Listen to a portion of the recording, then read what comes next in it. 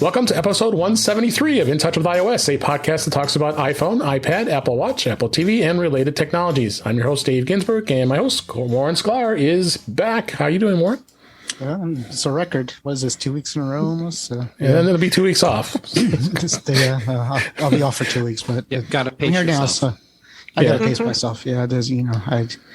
I made it from upstairs to downstairs, and that's my goal. Well, at least you're out of the cave. You're out of the cave. Oh, those other voices here. We back onto the show is Patrice Brend'Amour. How you doing, Patrice? Yeah, I'm doing good. I'm doing very good. I don't know. Is this the third show with Jeff this week? I think is it third? Oh yeah, you had the big show. You had a big show today. One more tomorrow. Tomorrow will be 3. So big podcasting week for me. Yeah. No, I'm glad I could do this. Like it's a rare occasion. Super excited you're here. Really appreciate it. And of course, the other voice, Mr. Jeff Gamet's back. How you doing, Jeff? I'm doing well, and it's awesome to get to hang out with all of you. Absolutely. And we are on the tails of the Apple event that's going to be on the next Monday. We'll talk a little bit about that. Probably going to be more Mac focused than any other devices we talk about here. But hey, it's still an announcement. I'm still taking the day off. I'm still going to be podcasting, so it's always exciting to find out what Apple is going to talk about next. Don't you think? You think they're gonna do a Max, like not iPhone socks or something like that? It could be socks. We can live in hope. We could only hope. Or maybe an iPod Hi-Fi. My feet have been cold, so Warren's itching for a Mac. We know that. Warren's always itching for a Mac till the end of time. I'll never be satisfied. That's true. So, but got some news, got some beta to talk about. We got all kinds of fun stuff, a few tips. That's what we're here for, to have some fun, talk about Apple and whatever else comes to mind this week. First off, I was actually thinking about this just as the show was starting, and my AirPods Pro were starting to crackle a little bit here. Oh, no. Apple is quietly extended the AirPods Pro repair program that addresses crackling and static, and I was just having a little bit of crackling here. I'm wondering if mine are experiencing that. This was back in October of 2020. Apple did introduce a service program to address that. It was causing them to experience static, cracking noises, or active noise cancellation problems, and they said they would cover the AirPods Pro for 2 years after the sale of the new, which is good because my warranty's long expired at this point since I bought them when they first came out. Quietly, they extended their program, and there's another accompanying support document, and this is Mac Rumors article. And so I'll be covered until, it looks like the AirPods will be covered until 2022, which is a good thing. I just started hearing it, so I'm wondering if they're okay right now. But I might have them checked out. I might be checking them out here. So, Jeff, do you have a pair of AirPods? Do you use those? Yeah, I have AirPods Pro, and mine are not crackling. But you can bet I'm going to be paying super close attention. I'm on my third pair. Wow. The original ones, they had battery issues. Then they replaced them with like a pair. One had the crackling issue, and the second one was completely wasn't even crackling. The active noise cancellation was completely broken. So they replaced it with the third one. They're actually working right now. So fingers crossed. I haven't noticed any crackling issues, but could be my brain, maybe I did hear it and I wasn't sure it was, who knows. But like Jeff, I will pay closer attention now because, usually they're not going to go in and fix them. They're just going to give you a new pair. So I'm good for a new pair. Maybe I'll tell them if they're crackling even when they're not. Because if it's intermittent, whatever. Right. Well, they do have some kind. I know from the last time, they do have some kind of test they can run. Did I? Yeah. Is it? They can. Yeah, I mean the question is if it happens constantly or if not, and if it's at certain volumes, different. I know other headphones and speakers, heavy bass will do things like that, and it depends on what you're listening to. But Yeah, no. So far, I'm very happy with my AirPods. No, I haven't had any issues, and the new features are kind of neat. That they're doing too. So yeah, I was pleasantly surprised when the update, and then I watched the morning show and Ted Lasso, and going like moving my head around from side to side. I was like, oh, where am I? Because given that spatial audio, I was like, holy cow! It was pretty awesome. So they really have done some good enhancements on it. But they're not for everybody. I know some people say they don't fit my ears. They're horrible. I'm like, okay, then move on. There are plenty of other earphone devices that you could get, and they might work for you. So I think I got the memory foam tips.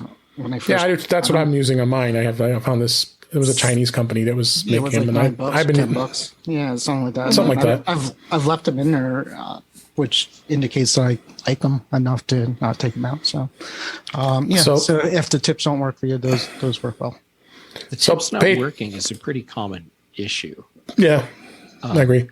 Yeah. I'm using SpinFit tips on mine because the Apple ear tips, they just kind of start walking out of my ears. Yeah. They're squishy. Did I have the hook? The ones that you have? No, they actually look a lot like what Apple makes. Don't open the case; it's going to mess everything up. Okay, those are cool. Yeah. Those are pretty cool. Yeah. Yeah. And they come in a bunch of different sizes. Okay. Yep. There's tons of aftermarket. So let me just stress this is the AirPods Pro that this is covering, not the AirPods. So if your AirPods are crackling, no, it's not covered unless you have a warranty. That's a separate issue. And then we'll see Monday if there's a new pair of AirPods. And that's the thing. Yeah. Let's talk about what we think of the events here in the topics in just a bit here. Next story here. There was a rumor here. This was on Mac Rumors, of course. Apple to cut iPhone production goals by as many as 10 million units due to chip shortages. Ongoing chip shortages faced by the tech industry are affecting production of the iPhone 13 models. According to a report in Bloomberg, Apple is expected to cut the 2021 iPhone 13 production as many as 10 million units because of the shortages. In the final 3 months of the year, Apple was planning to produce 90 million iPhone 13 models. That just blows my mind. But Apple's manufacturing partners have been informed that the totals will be lower because Broadcom and Texas Instruments are unable to deliver enough components. So I would say this is a very much of a possibility. Again, there's rumor, and they're questioning whether or not this is in fact the case. I mean, there's chip shortages everywhere. Look in the automotive industry, can't deliver cars. I mean, so this could definitely be something valid. What do you think, Patrice? I mean, it's not just chip shortages. I mean, there have been power cuts in China quite a bit because they had production issues there. So there's the entire supply chain is like so messed up. Like even if a factory can produce enough chips, they can't get it to the places because like all the container ships and so on are fully booked or are like look at there was a story somewhere about the ports in the US that are basically Long Beach and Los Angeles. Yeah, they're switching to 24/7 work because they just can't keep up with the demand, stuff like that. So it's just an entire supply chain thing. So I mean, 10 million units, not that much for Apple. I mean, you said 90 million. So they're going to produce 80 instead of 90. Big deal. I mean, some people might not get what they wanted for Christmas, but that happens every year. Someone doesn't get what they want. This is true. Charlie Brown gets rocks. See? It's true. Yeah, the rocks in his stocking. Jeff, any thoughts on that? I expect that we will see reports about how the iPhone 13 is failing because Apple had to scale back production. Doomed! Yes, yeah. Nobody's buying them. Right. And the reality is that Apple has to deal with the same component shortages that everyone else has to deal with. Yeah, and it's true. I mean, probably to a lesser degree, because one, Apple has pretty close relationships with a lot of manufacturers and is paying really well for that. So I think, that's why we haven't seen, others haven't been able to produce anything at all. And Apple has been remarkably unaffected so far, or has managed at least in a way that we haven't noticed really. I mean, there was the Apple Watch that was pushed back a little bit, but it didn't turn. I mean, it actually turned out to be, what was it, 2 weeks? So it wasn't that much. So, no, yeah, it really wasn't. When they introduced the phone from the time frame when they introduced the iPhone to the watches, I guess, right? So it's been about 2-3 weeks. Yeah. I lost track. Apple Watch in stores tomorrow. Is that right? They're actually in hand in New Zealand and Australia already. So they'll be in my hand tomorrow. They'll be in his hand. Yes. But anyways, as Patrice said, to the cargo ship issue is, I think, on top of that, I saw something on the news tonight they're saying everything's in there: clothes, electronics, phones. I mean, there might be 10 million iPhones sitting off the coast of California right now as we speak, and it has to do with the truckers. There's not enough truckers to get the items to where they're going. So it's a whole thing. And I listened a lot about it, and they were talking about how this is it's like an on-demand economy kind of thing where you order, rather than bring more stuff over than you're supposed, to prepare. It's more like, they ship as needed, and it's been working fine until the pandemic. And, now we got these kind of things where nobody wants to work, and there's, I guess the chip shortages are also due to, what are they due to? I guess they had some COVID issues here and there, so they had to close down the factories. Increased demand is a big part of that. Demand. So I haven't heard that it's like a natural resource issue as far as like getting the cobalt or whatever they're using for the parts. But yeah, it's crazy. Order now. That's what I say. Yeah. Let's go ahead and move on. This story was actually interesting. This is an Engadget. Google will stop trying to make its iOS apps look like Android apps. We talked about this earlier this week. Google says it will phase out its material design interface elements within the iOS apps in favor of Apple's own UI kit. The company's iOS design chief announced the change on a Twitter thread, and it was spotted by The Verge, and they found this. Patrice, you being the programmer that you are, a developer, what is material design, and why would Google decide to abandon this?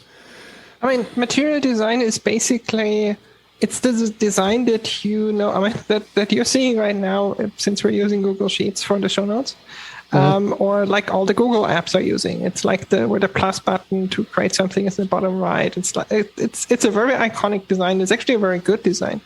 But the problem is that, from a development perspective, like many big companies, Google spent a crazy amount of time trying to make iOS look like Android, because they wanted to have the same design across all their apps. Which, I can understand from like a, let's say, usable UX perspective to say, well, I want my own brand language to come across. But how many people actually switch between those apps? Very few. Like, who switches from I don't know, uses Gmail on iOS and on Android? It's very few people. Most people use one thing and expect it to work. And the big problem that Google had, aside from like investing a lot of time and wasting a lot of time on it, is that whenever Apple changed something a lot of times, Apple is very smart at like introducing something and making it very easy for developers to switch to it, or even automatic, where it's like they introduce a new feature, something in the background. And if you're following, or mostly following what Apple is recommending, then it just works out of the box. It's like, I don't know, there's with Catalyst, there's a checkbox, you check it, and for the most part, you're done. And Google couldn't do that because they have so much custom code that they had to basically redo everything. And that's why, it took Google forever to do multi-window support on iPad OS and so on. Sometimes it took him years. It was like people were joking about it. It's like when is gonna how long is it gonna take Google to do something that Apple introduced in iOS 12? and it's usually 2 to 3 years. And yeah, that's why they're doing this. People don't care. People don't care that it's Google design. They get confused by it sometimes even. So let's not do it. Let's not waste time on it. Any thoughts on that, Jeff? I think Patrice's wrap up of this was spot on. Yeah. I think another aspect of this is that Google's looking at how many resources they have to pump into hand coding an interface where it's been given to them for free. So they'll be able to save a lot of money in man hours and just overall development by adopting the tool or the interface elements that Apple has put there for developers. Yeah, and I mean, don't forget, it's probably not Google's main platform. I mean, at this point, that's Android, both on developing Android, but also the Google apps on Android. So, I mean, Google doesn't want to spend too much time on a competitor's platform. Simple as that. Yeah, that's true. Any thoughts, Warren? No, I'll hold judgment until I see what the new Google apps look like, and we'll go from there. But yeah, I think probably they want to make it more natural to iPhone users, and that's a good thing for them, because I mean, a lot of things are still Google based in iPhone, right? The default search is still going to Google, and the something else I thought that was going to Google, but maybe not. No, it's only search. No, it used to be what the Weather Channel used to go. The weather used to go to somewhere else, and then Siri used to go to Wolfman Alpha. But and Maps at some point. And Maps was before they kind of did their own thing. But the more I think the more Google could just feel like it's integrated into an iPhone, the happier they'll be. So people just start using it without really even noticing they're using it. Yeah, that's true. Another thing I just thought of, maybe Google has decided to take a page from Microsoft's playbook, because Microsoft invests a lot of money in creating quality tools for the Mac, even though that's a direct competitor. And they decided that it's more important to be everywhere than to have everyone just on Windows.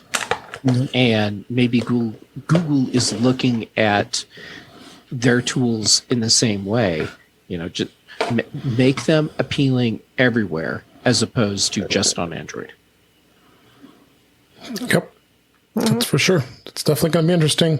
And Google really has to know, iOS is a dominant operating system at this point in time here, and need to stay up with it. That's for sure. So, next story here. My favorite app before everybody thought it got sherlocked is Luna Display. This is a 9 to 5 Mac. Luna Display can now turn your iPad into a secondary display for a Windows PC. Now, we get too excited about that here, but there are plenty of Windows users out there that have been always kind of jealous that we can use iPads as second screens on Macs, whether it be through Sidecar or through Luna Display. I mean, amazing that this little adapter right here I'm showing on camera is the Luna Display connection that allows it to be able to easily hook over it, and including the Luna Display, the second display you can use for another. Like I have that software installed on my Mac Mini that can extend as well. But this version 5.0 was released this week, and you now can use your iPad as a second display on your PC. And they re-architected the app so it supports both PCs and Macs, with and then adding a new Luna Display HDMI unit. So they're really looking to expand on a lot of this stuff here, and I'm excited to see that. And we're seeing this all the time. And we've talked about 1Password and going Electron, and a lot of these other app developers are going to a universal type of platform. Well, here we are with Luna Display too. Warren, what do you think?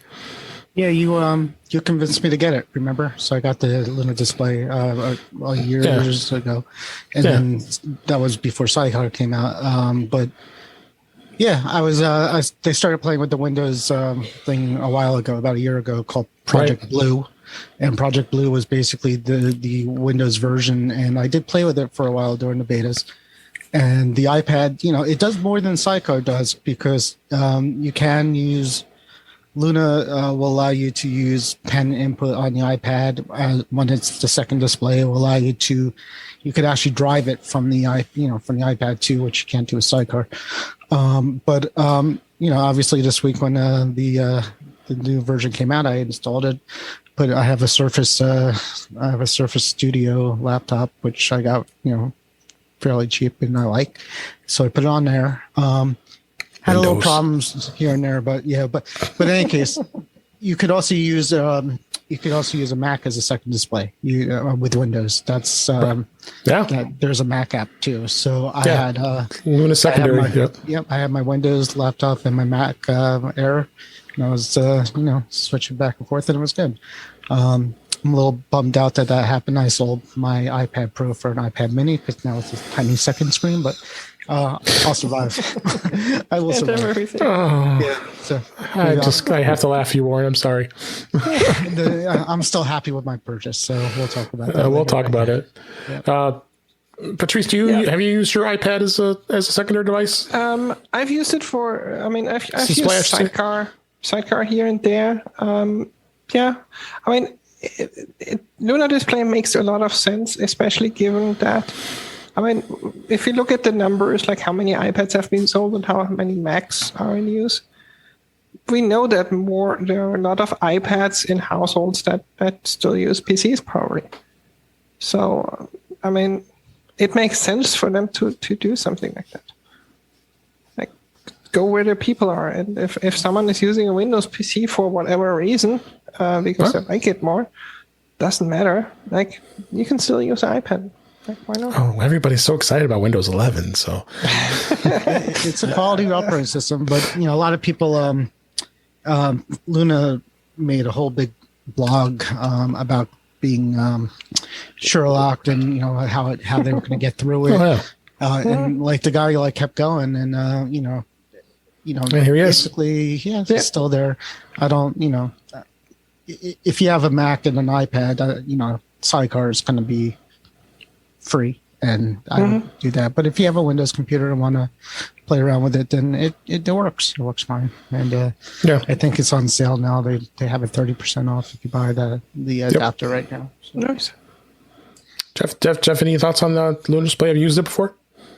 I have the Luna Display. I even had one of the prototypes.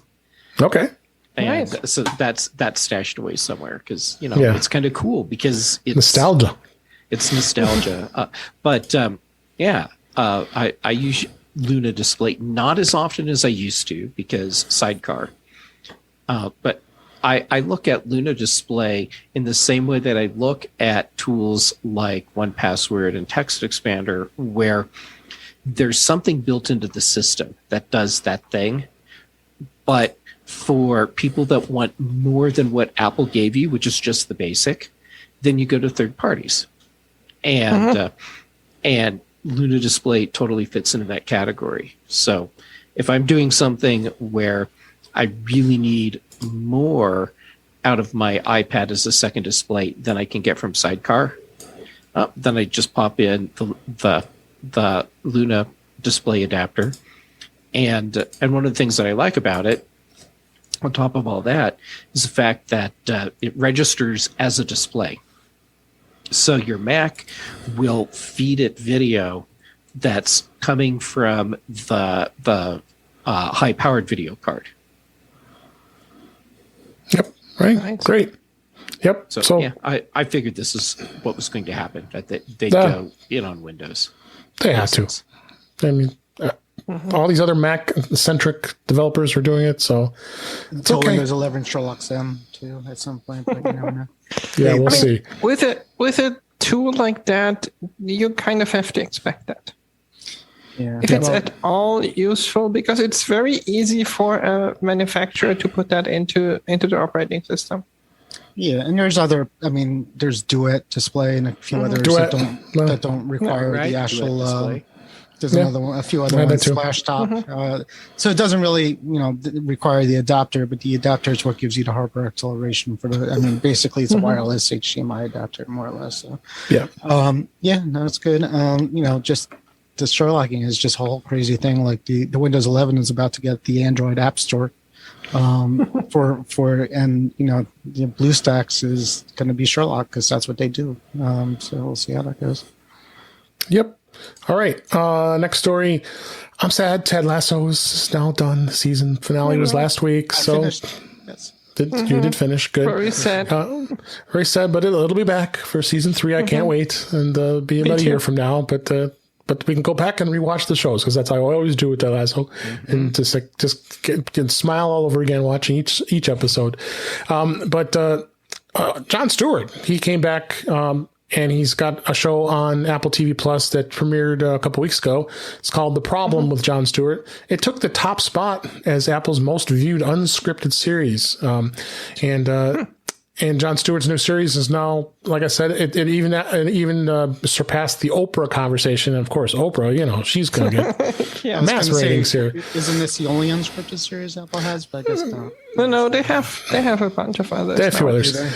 And then. Yeah, every episode, like the Daily Show fame, where he's from, he sat down with some guests and discussed a single issue. It was an interesting format, and the reason I just wanted to bring this up because it's an Apple TV Plus, and I'm just seeing more and more of the content on Apple TV Plus. Just excites me. It really does. Yeah. And it was a great episode that he talked about the problem with war veterans and health issues and how badly the veterans are not taken care of in health and all that. And so, Jon Stewart always has had some great stuff. Not everybody likes him, but I think I enjoyed it. So I can't wait till the next episode. I believe it's going to be out as we record this week. So what do you think, Patrice?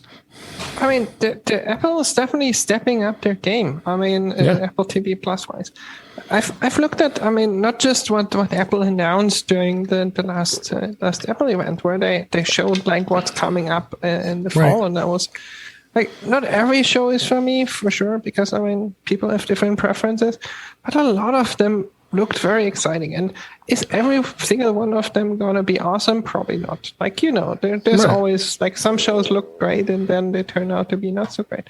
But so far, Apple has had a pretty good catalog. They really have. It's not just the top things like Ted Lasso and The Morning Show and so on. Dickinson was like a surprising one for me. There's so many good shows. Like it's becoming more and more an issue of discovering all of them. I have not watched The Problem with Jon Stewart because while I saw the trailer, I completely forgot about it because there's so much content right now that it's hard to keep track of it. Yeah, for sure. Jeff, any thoughts on Apple TV Plus? Well, Patrice, you said Apple's stepping up their game, and I don't think that's exactly accurate. I think Apple's been playing a long game and a very calculated game. So it's not that they're really stepping it up. I think this is just part of the natural progression. And what we're seeing is that they have some shows that are performing even better than expected. Apple doesn't want to have duds. Yeah. You're right. It's not really stepping up, but they have. Let's phrase it that way. They've had a pretty good radar for good shows. Yes, well, they hired the right people to make that happen. Exactly. Yeah, and have the right contracts and the right money and all of it. Like they've had very few duds. There's one here or there, but most shows are pretty decent. And if you look at Netflix or a lot of the other platforms, that's not the norm. No, they're pumping out volume, knowing that they will have some things that are hits. Whereas Apple is looking just for the hits. Yeah, and I mean that's pretty hard because I mean I think on Fake Doctors Real Friends, Zach Braff talked about that recently. That especially as an actor, but even if you're producing, you produce something and you have no idea if it's like, even if you're totally 100% convinced this is like gonna be the best show ever, you have no idea if it's gonna work. Like it might be the best show ever that you've ever produced and the best budget and everything, and it completely flops because like wrong timing or something just didn't click. Mm-hmm. So Apple, I don't know how they're doing it. As you said, right people, but they've been pretty good so far.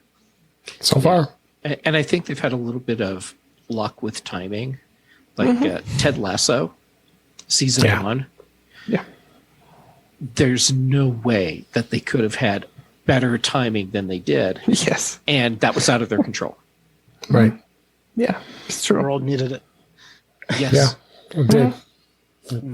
We did. So Apple TV Plus keeps going on. We're going to be more excited as more stuff comes out on the platform, and we'll be talking about it. Last story. This is an Apple Insider. How an AirTag owner used it to find their stolen vehicle. An Apple AirTag. What's that?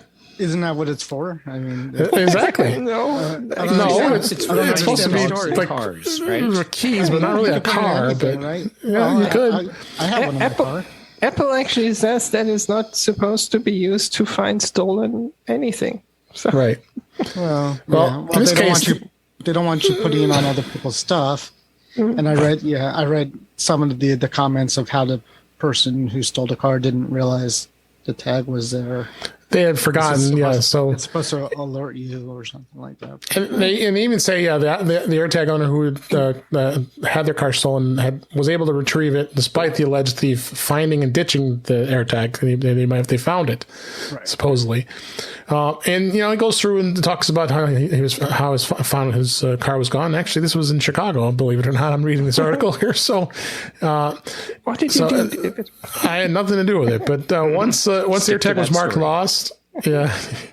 Once it was marked as lost, he received a notification that it had been found in a Chicago suburb about 10 minutes later.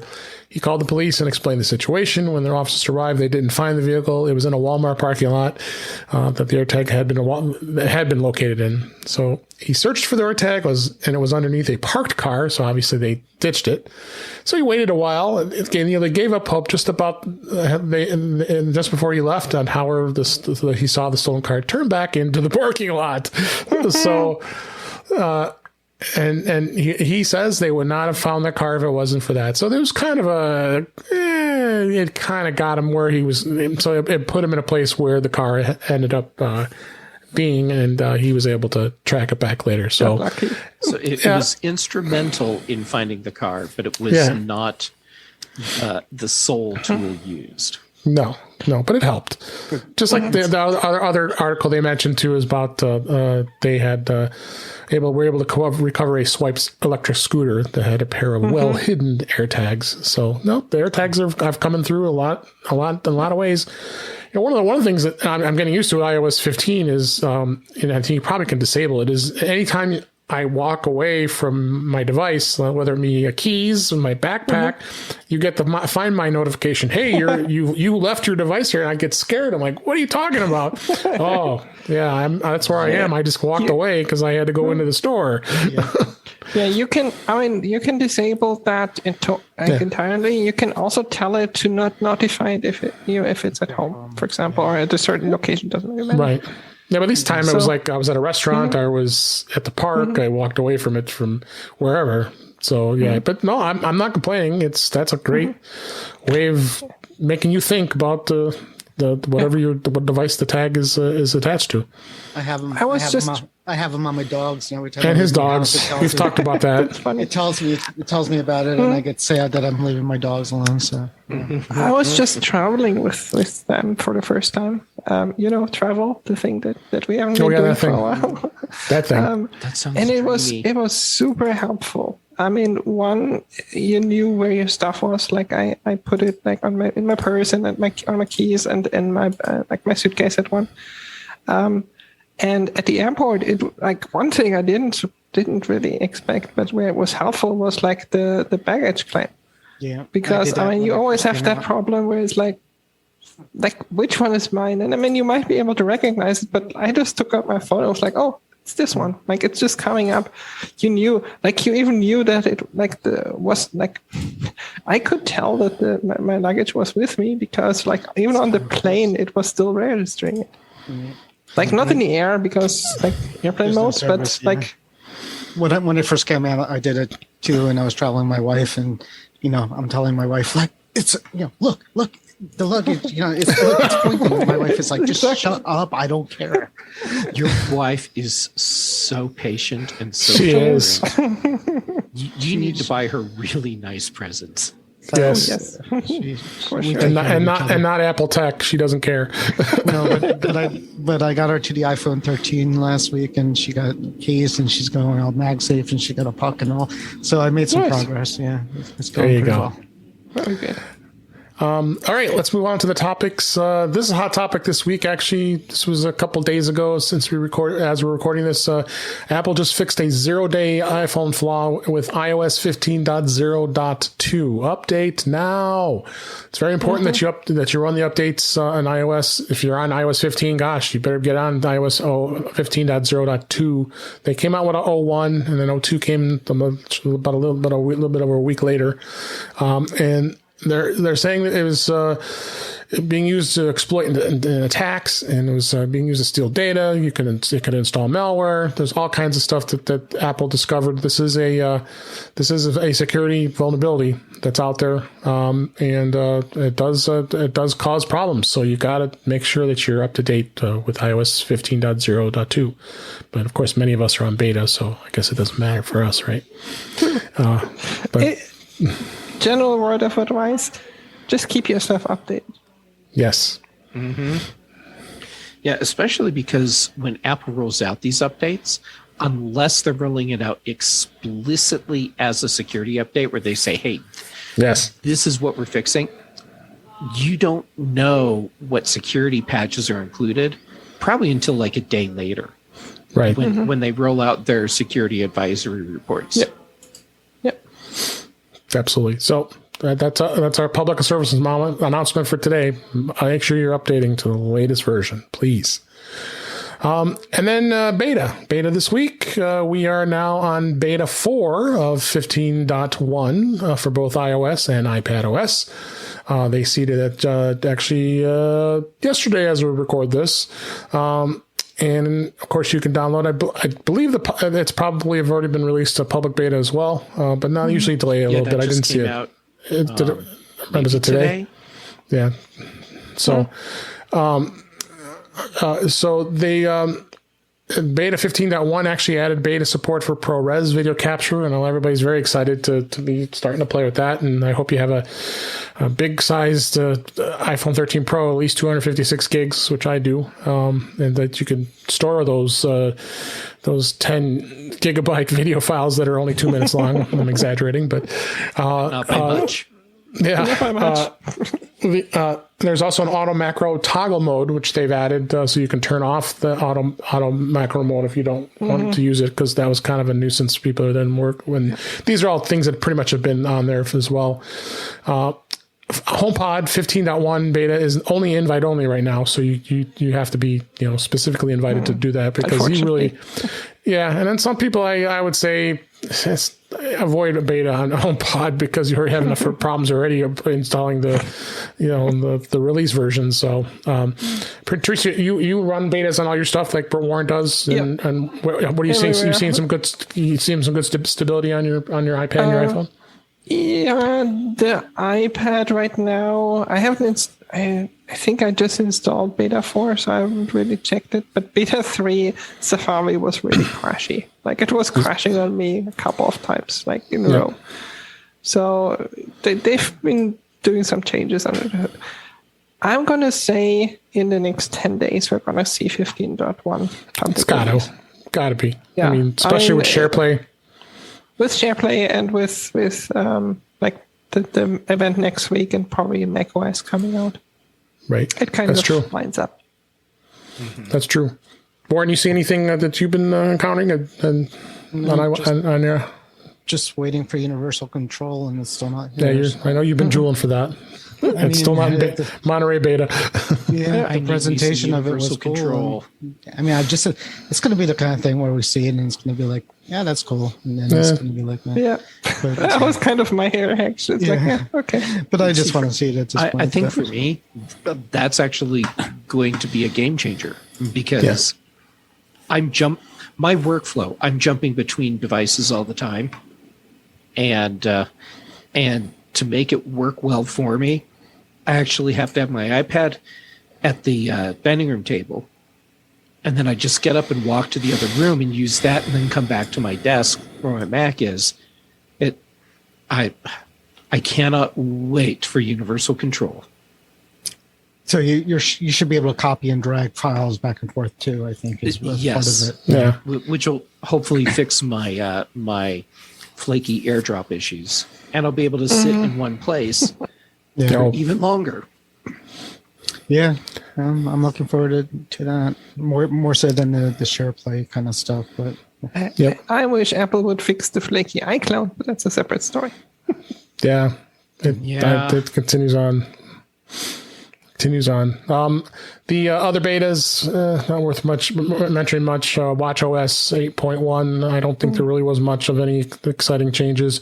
8.01 came out along with the 15.0.2 update.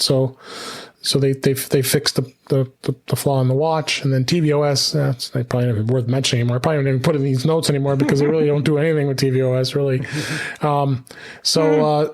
So again, as I always say, if you're not comfortable running beta, don't do it. You shouldn't. Those who are listening, I think you're smart enough. Don't do it unless you really are smart enough to know how to go back and fix it later, especially watch. And if you're really crazy, you run everything beta, like apps and operating systems and stuff like that. I'm not Patrice to the wind. I'm not going. Patrice likes doing that. It's been hard not doing the watch beta for 2 weeks because I'm getting a new watch tomorrow, and I'll put beta on it then, but I can't, but the restore is going to not go as well from the current watch to the new watch. If you put beta on the new watch, it doesn't really like it so much. So.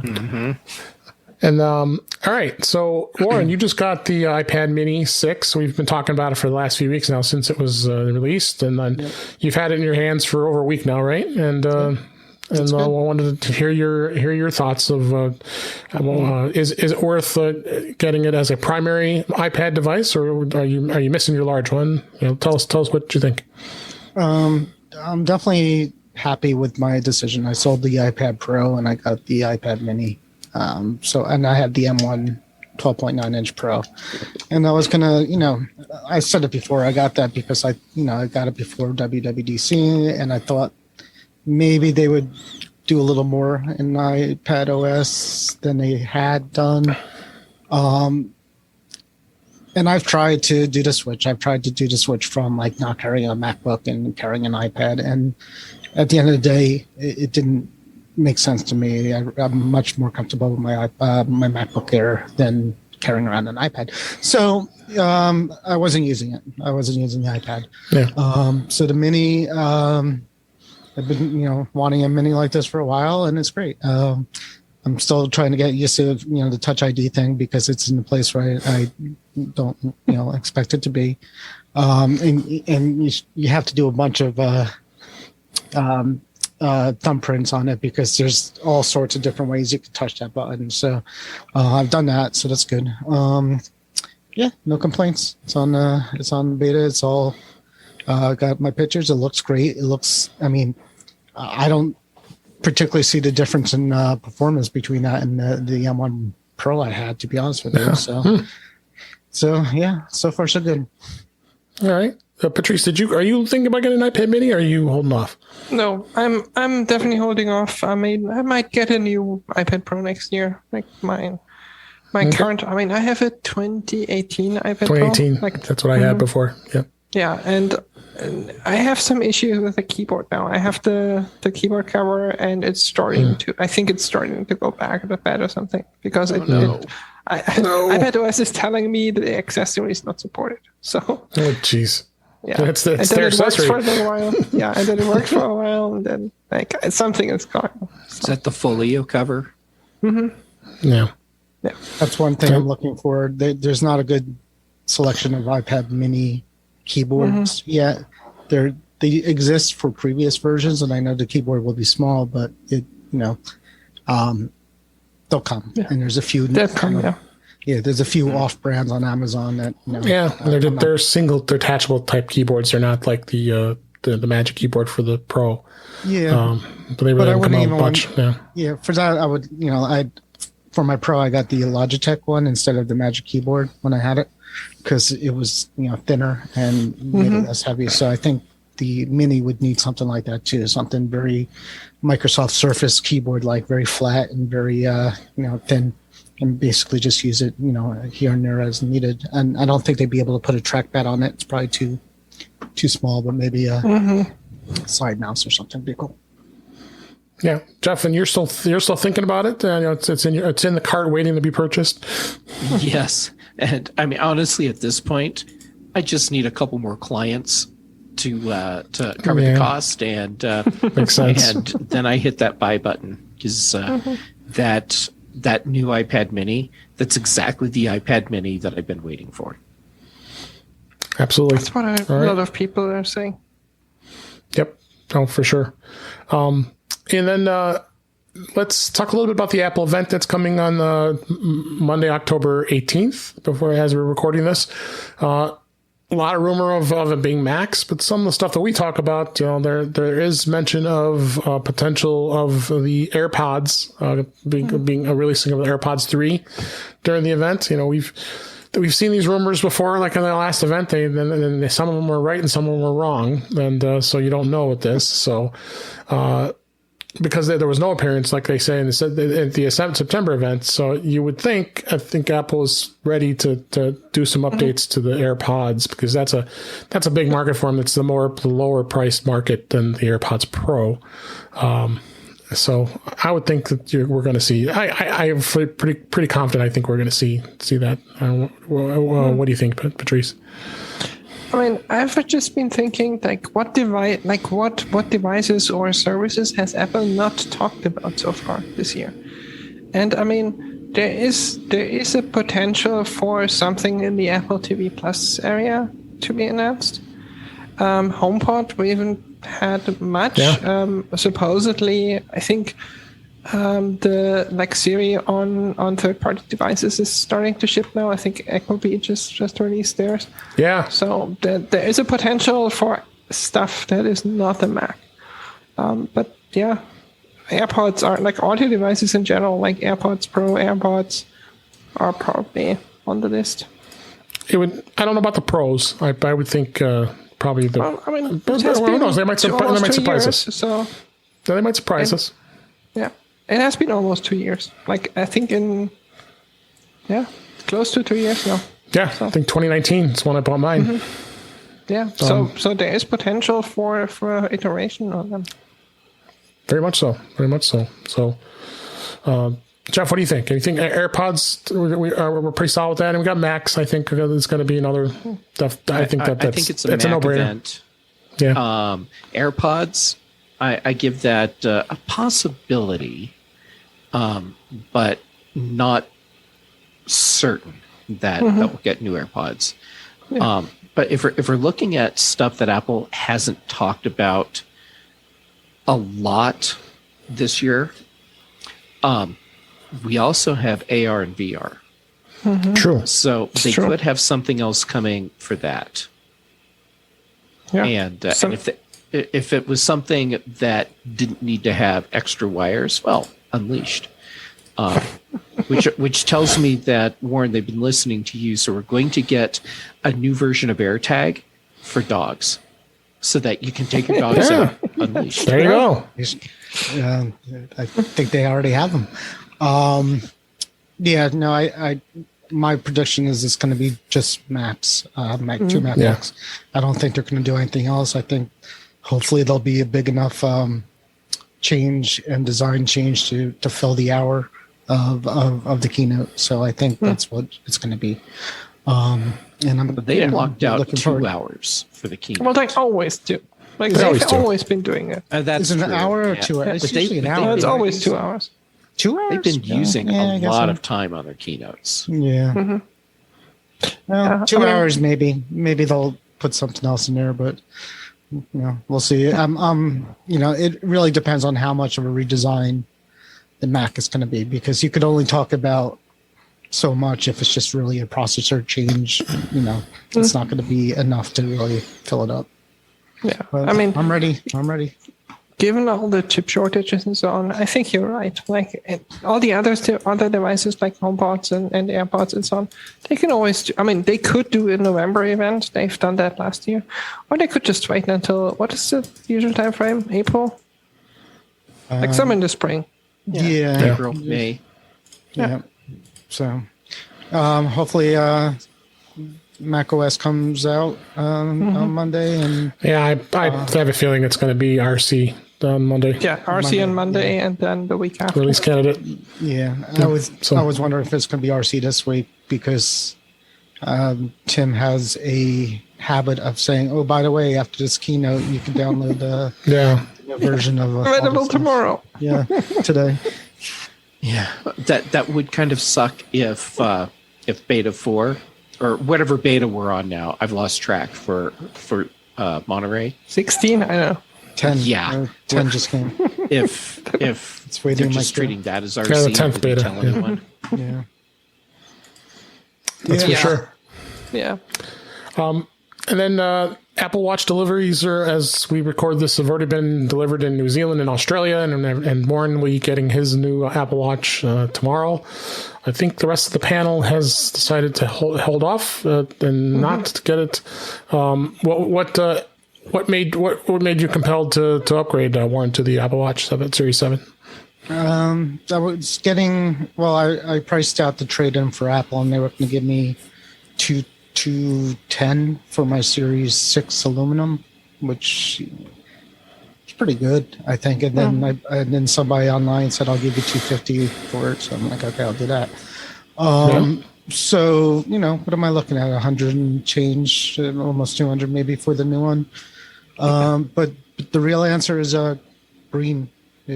Green color. I knew it was just green. It's green. It's the color I like. This is.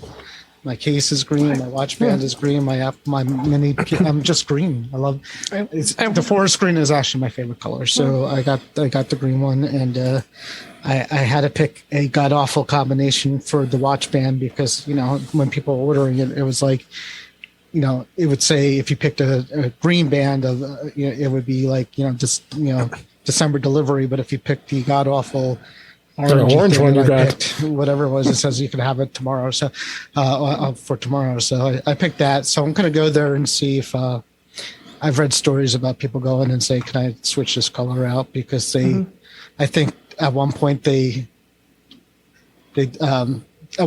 were a whole unit, and Apple couldn't really split the watch band from the watch. People started complaining, and then they kind of separated where you could kind of do that. So yeah, they've been doing that for a couple of years now. I mean, also since they started like shipping more options and more different bands and so on.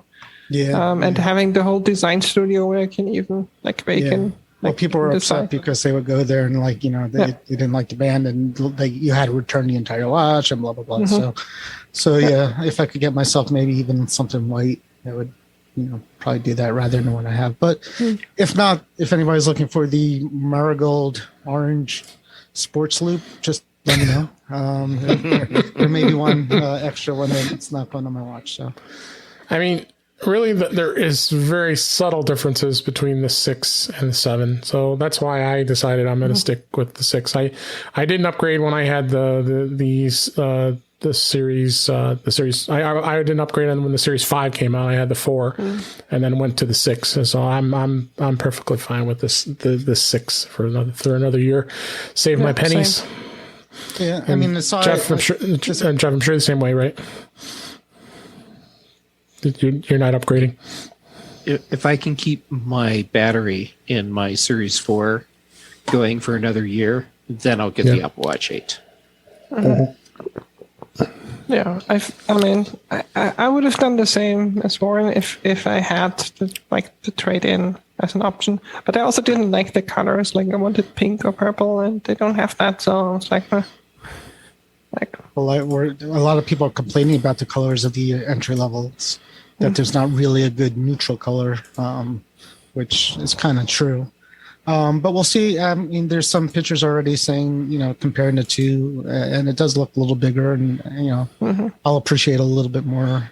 Real estate on my wrist, I think. Since Apple dropped the silver color, which really surprised me because that's your neutral color. What that tells me is people weren't really buying the silver as much as we would have thought. I've never bought a silver Apple Watch, so I bought. The first one because that was the only color. But right, yeah, the first two I got the black stainless color steel. Also, yeah. I used to get the stainless steels, the first two models, and then I'm like, this is stupid. I just upgrade these every year, and why am I paying double the amount for this material at this point? So I'm just going with the bare aluminums at this point. There you go. All right, with the remaining moments we have left, I had a couple tips I wanted to talk about in iOS 15. One of them I found interesting was the ability to being able to drag apps from Spotlight to your home page, and it's pretty easy when you bring it up in Siri suggestions and then you do a Spotlight search. It does result in just limiting to being able to open an app, but in iOS 15, it's also possible to drag an app directly from Spotlight and place it right onto your home screen, which means you no longer need to continually drag apps and app icons between the home screen pages to rearrange them. So, which is really cool. The other thing too is whenever you would, if you remember in the past when you did a Spotlight search and the app was there, and let's say you wanted to tap and hold it, and maybe it's an app you couldn't find, you want to delete it, you can hold the app, and it actually brings up the menu, and you can move it back to the home, to the app library, or you can delete the app right from search. You weren't able to do that before, so I thought that was a pretty nifty. A pretty nifty thing here. Other tip I had here, and I did not know you could do this until I found this out, is the ability to being able to take a screenshot of your Apple CarPlay screen. I have had not realized this before. A friend on Facebook had posted it, and I thought that was really cool. Whenever you have your phone connected iPhone directly to your to CarPlay, and you do a screenshot, not only is it going to take a screenshot of the screen, it's also going to take a screenshot of your CarPlay screen. Yeah. And of course, of those who live in Europe and who drive on the right-hand side of the road, I didn't know that. Not even thinking the fact, of course, that the Apple CarPlay is going to have the bar that's usually on the left in the United States, and other countries who drive on the right side, the other side of the road, that's what I call it, and on the left, that's right. We're on the right. Right-hand drive is on the left side. That's it. So they moved the buttons on the other side. So when you're sitting on that right seat, you can get to those buttons much easier. So, so a couple tips I wanted to throw out there this week, and we'll continue on with some tips with iOS 15 as we find them. There's just so many. There's so many of them. Probably could do a whole show on them just alone here. And I'm sure you found a few, Patrice, of others sure. that. Like all the shortcut stuff and like focus modes and so on. Like I wish it was better on the Mac. It's even on Monterey, not much better, but it's good. We're gonna get it. Absolutely. So, all right. Well, with that, we've come to a close for another show for this week, and appreciate everybody being here. And let's go ahead and wrap things up. That's a wrap for this week, and we are going to have you send your comments, questions, and suggestions to our email address, which is feedback@intouchwithios.com. You can follow us on Twitter @intouchwithios. We usually live stream the show here on Thursday nights at 7 p.m. Central Time, 8 p.m. Eastern Time, 5 p.m. Pacific, on our YouTube channel, which is youtube.com/DaveG65, where you also can watch past streams and listen to all the episodes. You can subscribe in your favorite podcatcher, including Apple Podcasts and many others, but better yet, just go to our website, intouchwithios.com, where all the links to all the ways to listen to us are there. I am Dave Ginsburg, and you can find me on Twitter @DaveG65. Patrice, I'm so glad you got to come back to the show. We just love having you on, and please tell everybody where they can find you. Yeah, thanks for having me. It was it's always a lot of fun, so I'm glad I could do this. You can find me twice a week with Jeff, and at least in one show also with you, David, on the British Tech Network. Thursdays on the Big Show and Fridays on the Mac Show. Tomorrow there will be a keynote poker, so that's a special poker, thing not bingo. Yeah, poker, not bingo, exactly. That's a special thing we do before the keynote. Everything I'm doing, like all the social media links, and if you want to buy me coffee and all of that, like the projects I do, all of that, you can find on my website at thepatrice.com. And if you want to listen to people talk about food and food-related memories, for example, David's tour through Chicago's food scene, then you can head over to foodieflashback.com. Great. Thanks. And Jeff, as always, love having you on the show, and tell everybody where they can find you. Well, as always, it's a blast, so thanks for having me back. You can find me on Twitter and Instagram, JGamet, both places. YouTube.com/JGamet for my videos. Tuesdays, Mac Voices Live. Some Thursdays here with you and Warren. But also on the Big Show, and then Fridays on the Mac Show, and then wherever else I end up, because I end up a lot of places. And Warren, where can everybody find you? I think they know, but tell us. Yeah, here, there. In the basement. In the basement. In the basement. Watching things on Facebook, talking to Mac to the Future group here and there. Complaining about things here and there. But thanks, Jeff. Thanks, Patrice. It was nice seeing you guys. Patrice, enjoyed what do you got, a day left? Vacation? Well, I'm a couple days, like 3 days. Monday I have to be back. So. Enjoy the rest of the vacation. And will do. It's good seeing you all. Yep. All right. And it's good that it was great to have you listen. I hope you enjoyed the show. We enjoyed doing it, and we'll talk again soon.